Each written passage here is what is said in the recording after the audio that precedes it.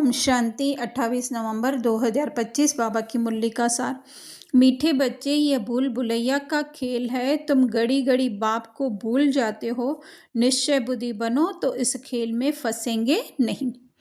तो स्थूल रीति से जो भूल भुलैया का होता है, तो उसमें क्या होता है, हम बाहर निकलने की कोशिश करते हैं, लेकिन बार बार कहाँ फंस जाते हैं, वापस उसी चक्र में फंस जाते हैं। तो इसी तरह से हम जो आत्मा का मन है, वो भी क्या करना चाहता है, बार बार अपनी सत्यता में स्थित होना चाहता है, लेकिन फिर से ये माया दिखने वाली दुनिया जो है वो रियल लगने लगती है, तो वापस हमारा मन जो है इस देह में फंस जाता है। तो इसके लिए बाबा कहते हैं कि बाप को घड़ी घड़ी, अर्थात बाबा जो हमारी सत्य स्मृति है उसको भूल जाते हैं। निश्चय बुद्धि बनो कि मैं हूँ ही आत्मा, ये मेरे अलावा, ओरिजिनल आत्मा के अलावा बाकी सब कुछ जो दिखाई दे रहा है, जो महसूस हो रहा है, जो सुनाई दे रहा है, वो सब कुछ क्या है, छलावा, माया का इल्यूशन है। तो इस बात में निश्चय बुद्धि बनो। तो बाबा कहेंगे इस खेल में फंसेंगे नहीं, अर्थात माया, क्योंकि ये खेल है, एंजॉय करने के लिए हमको ये एक खेल मिला हुआ है ना, लेकिन उसमें फंसने के लिए तो नहीं। जैसे कि ड्रामा अगर चल रहा है, मूवी चल रही है स्क्रीन पे, उसमें सनी देओल की बहुत ज़्यादा डिशम डिशम डिशम डिशम हो रही है, लेकिन हम स्वयं को ही सनी देओल समझने लगे तो क्या होगा कि वो उसमें ही हमारी बुद्धि अटक जाएगी, वो लिमिटेशन हो जाएंगे।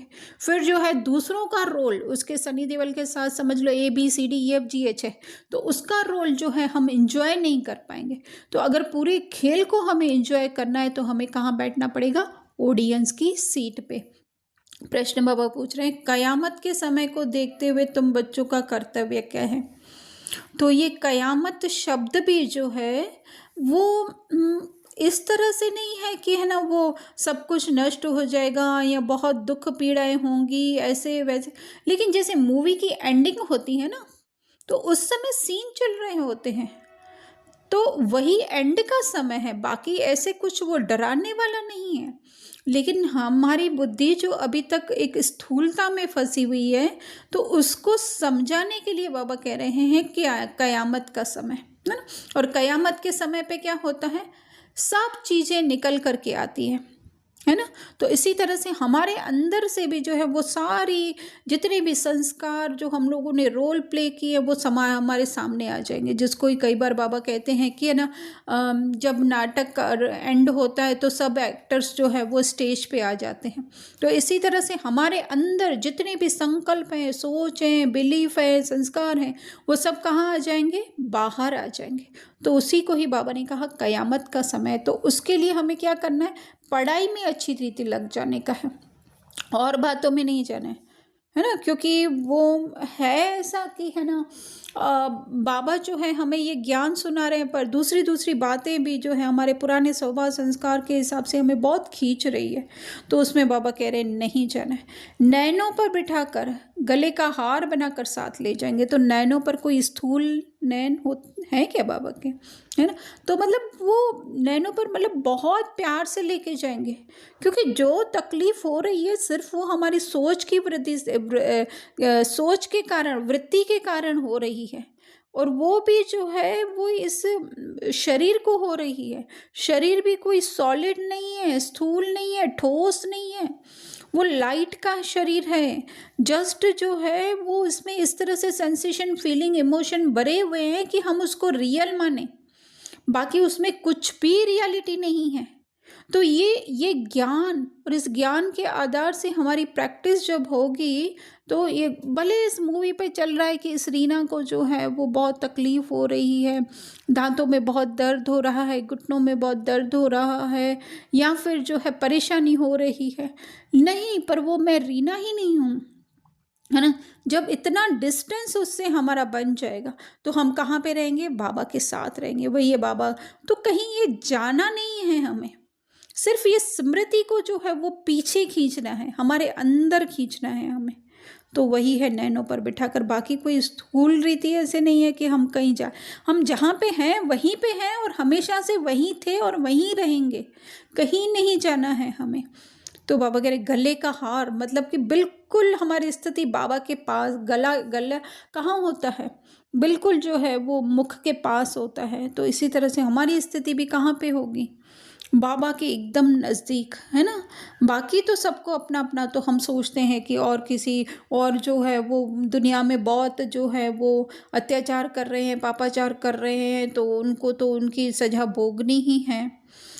उनको ठीक है वो जो सोच रहे हैं हम, लेकिन वो सोच के पीछे भी हम उसकी गहरता को समझें कि उन्होंने जो देह से अपनी पहचान बना के रखी है, तो देह को, उनकी संपत्ति को, उनके परिवार को अगर कुछ होता है तो उनके अंदर इतना पॉजिटिवनेस है कि वो समझेंगे कि ये मेरे साथ हो रहा है।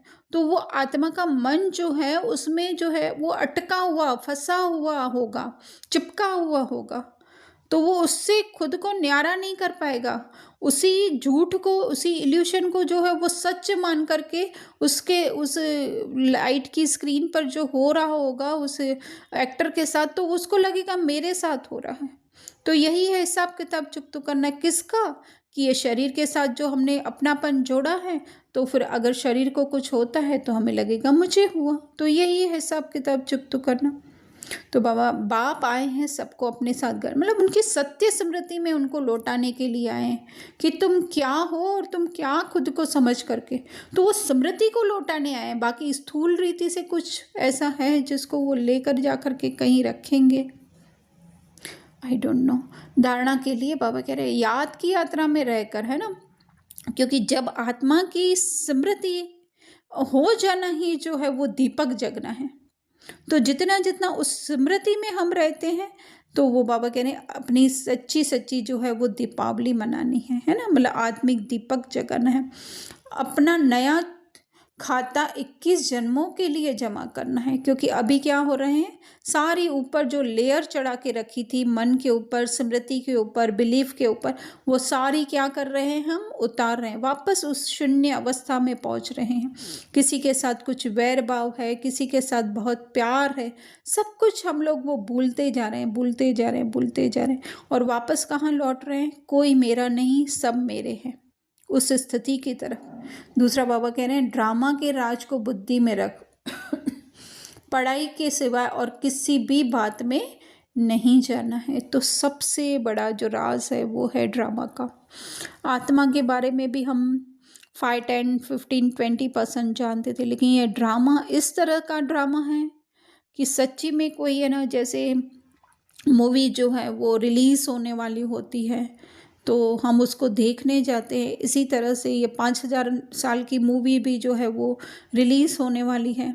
शायद इसीलिए 5th डे ऑफ वीक जो है वो रखते हैं कि है ना, आज फ्राइडे है तो रिलीज़ हो रही। इसी तरह से 5000 वर्ष के बाद जो है हमारी भी मूवी रिलीज़ होती है ना।